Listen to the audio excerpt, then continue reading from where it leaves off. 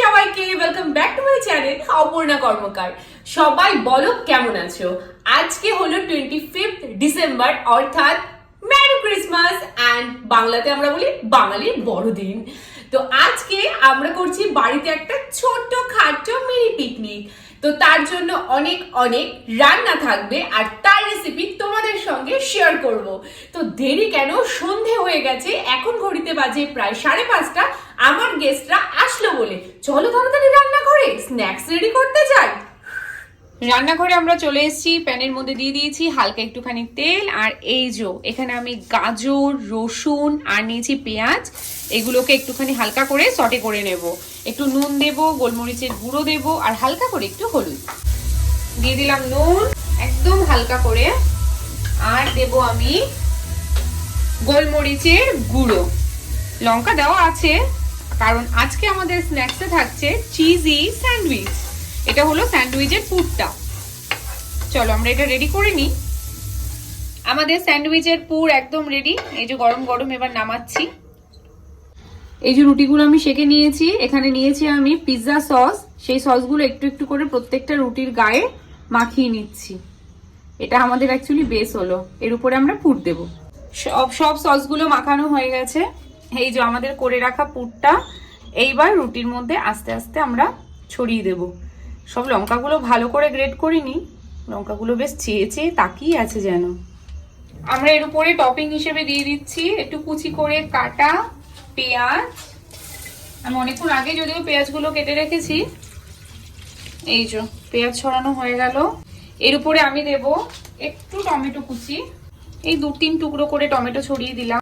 উপর থেকে দিয়ে দিলাম এই একটু একটু করে ধনেপাতাগুলো কুচি। এইবার উপর থেকে দিয়ে দিলাম চিজ। প্রত্যেকটা স্যান্ডউইচের উপর থেকে চিজটা দিয়ে দেবো, কারণ আমরা চিজি স্যান্ডউইচ করছি, তাও আবার পিৎজার স্টাইলে। স্যান্ডউইচ একদম রেডি হয়ে গেছে। এবার এটাকে আমি ওভেনে দেবো। উপরে একটুখানি গোলমরিচের গুঁড়ো ছড়িয়ে দিচ্ছি। আর আমাদের অ্যাকচুয়ালি না পেস্টটা শেষ হয়ে গেছে, তো বোনের একটা পুরোনো খাতার পেস্ট পাতিয়ে দিয়েছি, নইলে ট্রেটা নষ্ট হয়ে যাবে এই চিজগুলো গলে গলে যখন পড়বে। আমি অলরেডি 10 মিনিটের জন্য প্রিহিট করতে দিয়েছি। ওভেন হয়ে গেছে প্রিহিট করা। তো এবার আমি এই স্যান্ডউইচগুলো এখানে ঢুকিয়ে দিচ্ছি। কিছুটা নেটে দিয়েছি আর কিছুটা ট্রেতে দিয়েছি। এবার এই ট্রেগুলোকে ঢুকিয়ে দিলাম। এটাকে আমি আবার ওই 150 টেম্পারেচারে মিনিট 20 রেখে দিচ্ছি। এখানে আমরা বানাচ্ছি ব্যাটার। এর মধ্যে আছে কি কি আছে? এর মধ্যে ময়দা, সুজি, ময়দা আছে একটু, সুজি আছে একটু, আর রয়েছে বেসন আছে, কালো জিরে, জোয়ান, তারপরে জিরের গুঁড়ো রয়েছে একটু, ধনের গুঁড়ো দিয়েছি, গোলমরিচের গুঁড়ো দিয়েছি আর নুন দিয়েছি পরিমাণ মতো, চিনি। আর এইদিকে দেখো এই যে ফুলকপিগুলোকে একটু নুন হলুদ দিয়ে সেদ্ধ করে নিয়েছি, কারণ আমরা বানাবো এখানে ফুলকপির পকোড়া। গরম গরম আমাদের ফুলকপির পকোড়া হচ্ছে। তেলের যা স্মেল বেরিয়েছে, জানি না এটা ভাজার পরে কিরকম হবে। আমি কিন্তু প্রথমবার ট্রাই করছি, যদিও এটা মেখে দিয়েছে আমাদের গেস্ট আজকে। পকোড়া হচ্ছে আর এইদিকে বসিয়ে দিয়েছি একদম মশলা চা।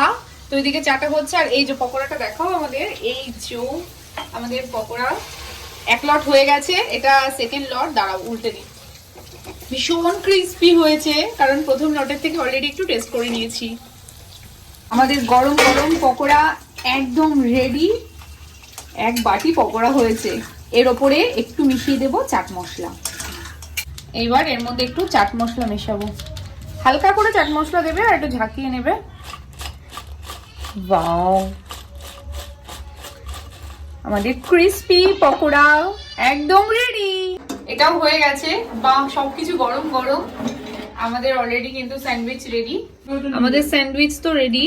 এর মধ্যে একটুখানি টমেটো সস আমরা ছড়িয়ে দিচ্ছি। গন্ধটা যা বেরিয়েছে না চিজগুলো মেল্ট হয়ে। আমরা চা ঢালছি, পিকনিকের চা পড়ে যাচ্ছে। গাইস, তোমরা কিছু মনে করো না। আমাদের পুরো সন্ধ্যের স্ন্যাক্স রেডি। চলো এবার যাই ঘরে, গরম গরম খাবো। আমরা চলে এসেছি। এই যে আমাদের ক্রিসমাসের খাবার দাবার নিয়ে। সব রাখা হোক এখানে। একটা পকোড়া ভাঙি। হ্যাঁ, একটা পকোড়া ভাঙি। তুমি খাবে পকোড়া? হ্যাঁ, ও কিন্তু পকোড়াই খেয়ে যাচ্ছে। এই দেখো পুরো গরম গরম ক্রিস্পি পকোড়া হয়েছে। এবার ট্রাই করব একটা স্যান্ডউইচ, যেটা আমি প্রথমবার বাইট নিয়েছি অলরেডি একবার একটুখানি। তো চলো তোমাদের সামনে একবার খেয়ে বলি কেমন হয়েছে।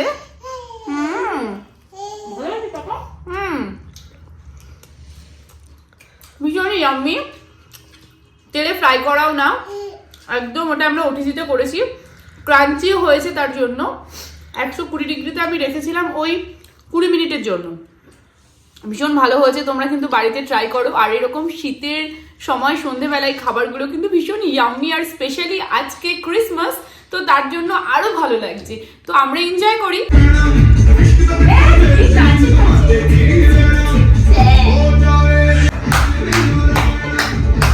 আমাদের সন্ধ্যের স্ন্যাক্স তো জমজমাটি হয়েছে আজকে। এরপরে চলো রাতের ডিনারে যাই। আজকে আমি প্রথমবার বানাবো তেহারি। হ্যাঁ, ঠিক শুনছো, তেহারি বানাবো। কি করে বানাতে হয় চলো রেসিপিটা শেয়ার করি। এইদিকে দেখো আমি বসিয়ে দিয়েছি পেঁয়াজ, এটা হলো বেরেস্তা হচ্ছে।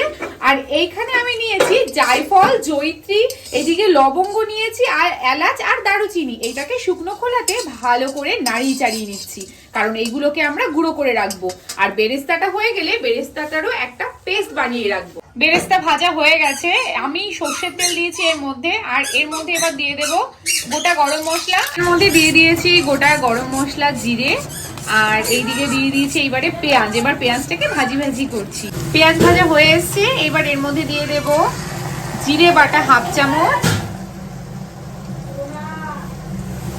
আদা বাটা 1/2 চামচ, টমেটো কুচি আর লঙ্কা বাটা দেব 2 চামচ, রসুন বাটা দেব। এখানে রসুন বাটা আমি নিয়েছি বড় বড় 2 চামচ। ভালো করে এবার মশলাগুলোকে তেলের মধ্যে আমরা কষিয়ে নেব। আমাদের মশলা কষে গেছে, এইবার এর মধ্যে দিয়ে দেব আলুগুলো। এখানে আলু ভাজার কোনো ব্যাপার নেই, অন্য অনেক সবজিও দেওয়া যায়, কিন্তু আজকে আর বেশি সবজি দিচ্ছি না, শুধু আলু দিচ্ছি। আমি আলুগুলো ডুমো ডুমো করে কেটে রেখেছি, একদম যেমন আমরা চিকেনে রান্না করি না, ঠিক সেই রকম। আলুটা দিয়ে দিলাম। এইবার এর মধ্যে দিয়ে দেবো এই যে চিকেনগুলো মামুনি সুন্দর করে ধুয়ে রেখে দিয়েছে। তো চলো চিকেনগুলো এক এক করে দিয়ে দিই। দিয়ে দিয়েছি এর মধ্যে। এবার আস্তে আস্তে চিকেনটাকে হালকা আঁচে আমরা কষাবো। আর এই চিকেনের জলেই কিন্তু, মানে চিকেন থেকে যে জুসটা বেরোবে তাতেই এই আলুগুলো আর চিকেন সেদ্ধ হবে। খুব সামান্য পরিমাণে জল ব্যবহার করব, খুবই সামান্য। জল দিইনি, চিকেন থেকেই জল বেরিয়েছে। এর মধ্যে আমি দিয়ে দিয়েছি 1/2 কাপ মতো টক দই। এবার পুরোটা নাড়িয়ে চাড়িয়ে আমরা এর মধ্যে দিয়ে দেব সেই যে জয়িত্রী জায়ফল আমরা গুঁড়ো করেছিলাম শুকনো খোলাতে, সেই মশলার গুঁড়োটা, আমাদের ভেজে রাখা মশলাগুলো এইবারে দিয়ে দিলাম। এবার অল্প আজে আমরা চিকেনটাকে কিন্তু কমপ্লিট করব। এর মধ্যে আর লাস্ট একটা জিনিস যাবে, সেটা হলো বেরেস্তা বাটা। আমাদের চিকেন একদম হয়ে এসছে, আর এইবার দিয়ে দেব আমরা বেরেস্তাটা। বেরেস্তাটাকে আমরা একটুখানি পেস্ট করে নিয়েছি, ঠান্ডা হয়ে গেছিল তার জন্য না পুরোটা পেস্ট হয়নি, একটু গুঁড়ো গুঁড়ো হয়েছে। তো অসুবিধা কিছুই নেই, গন্ধটা খুব সুন্দর আসবে, দারুণ একটা স্মেল বেরোচ্ছে। বেরেস্তার একটা ভাজা ভাজা গন্ধ, ওইদিকে চিকেনের গন্ধ, আর ওই জায়ফল জয়িত্রীর এত সুন্দর গন্ধ বেরিয়েছে। এবার দিয়ে দিলাম এর মধ্যে গরম মশলার গুঁড়ো। এটা দিয়ে এবার আমরা এটাকে নামিয়ে নেব। চলো এবারে চালটাকে প্রিপেয়ার করব। এটা হলো আমাদের ফ্রাইড রাইসের চাল, যেটা আমরা মোটামুটি 80% কুক করে নিয়েছি। ভীষণ ঝুরো ঝুরো হয়েছে, দেখতেই পাচ্ছ। চলো এবার আমরা তেহারির জন্য হাঁড়িটা রেডি করে নিই। চাইলে তোমরা চাল আর চিকেন একসঙ্গে জল দিয়েও মেপে সেদ্ধ করতে পারো, কিন্তু আমি আজকে প্রথমবার অনেকজনের করছি, তাই চালটা কিছুটা আমি আগে সেদ্ধ করে নিয়েছি।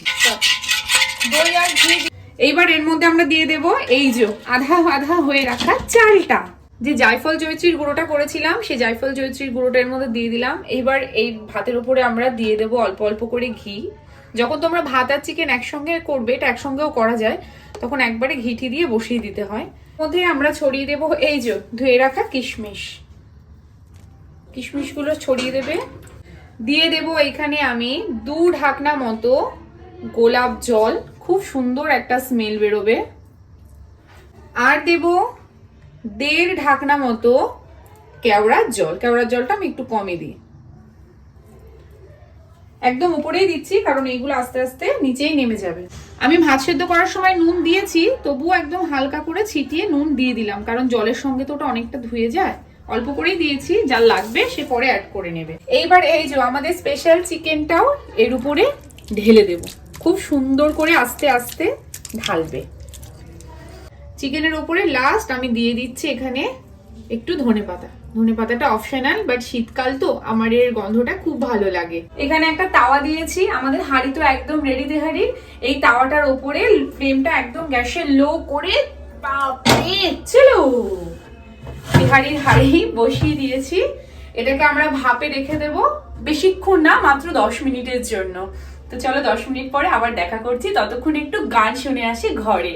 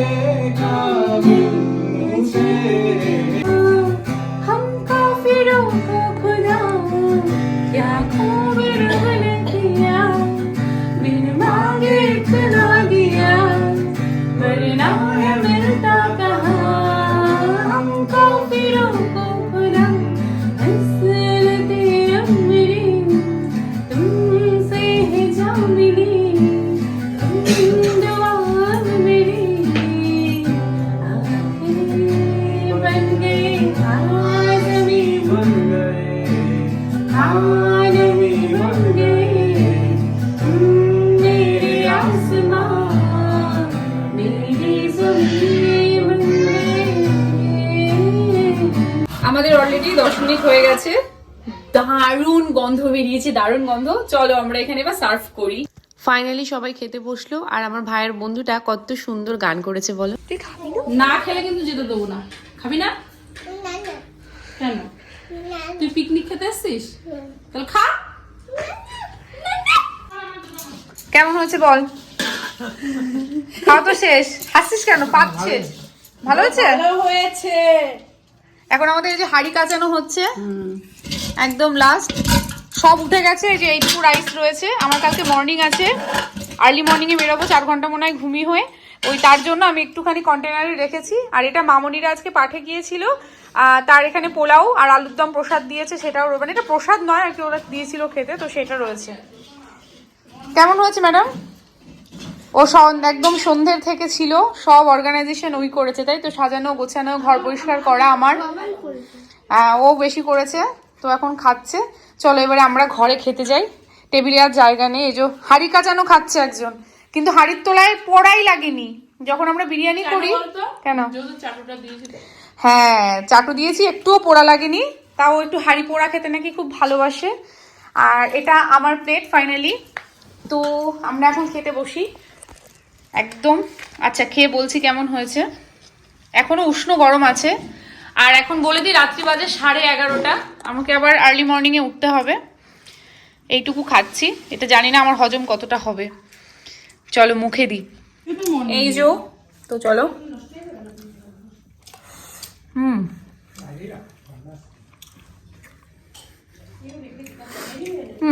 একটু পেঁয়াজ।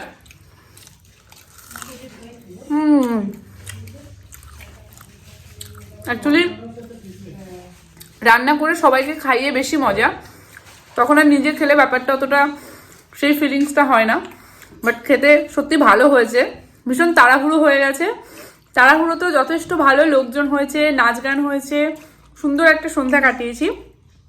এখন আমি রাইসটাকে শেষ করি আর আজকের ব্লগটাও শেষ করি। সবাই খুব ভালো থেকো, হ্যাপি থেকো, সুস্থ থেকো, আর ফ্যামিলির সঙ্গে অনেক অনেক সময় কাটাও। আজকের জন্য শুভরাত্রি, টাটা অ্যান্ড বাই বাই।